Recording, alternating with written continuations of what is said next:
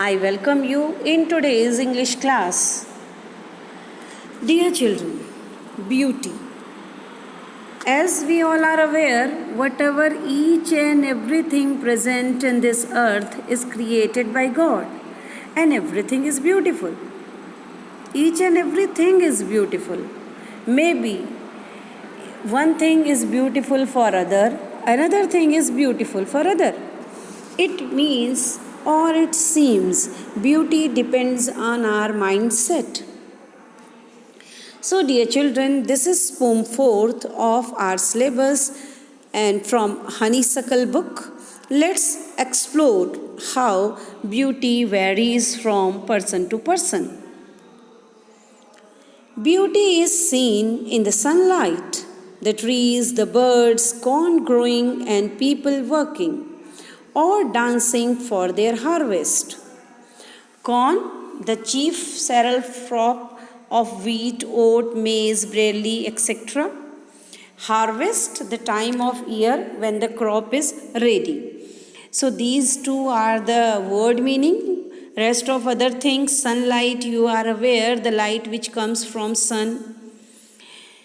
So here the poet says, beauty is in the eyes of the beholder, as it is the universal truth as well, dear children.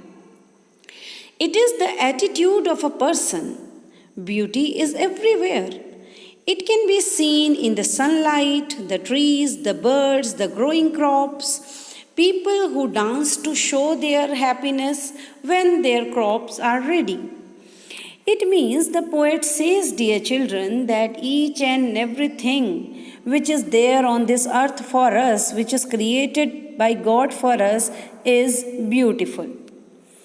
Because everywhere beauty prevails, but it depends on us how much we consider a thing beautiful for us. And at times it depends on our need, what is beautiful for us.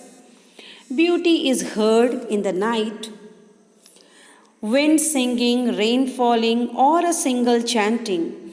Anything is earnest, sincere, and honest conviction.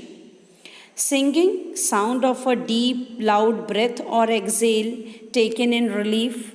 Chanting, singing. The poet further says, beauty is a thing to be felt. It can be heard means one can listen to it, like one can hear its sound when night falls, when the wind blows and creates a sound, when rain falls on the earth. When a singer sings, one can even feel it is sincere and honest conviction of a person. It means the poet is saying beauty is heard in the night.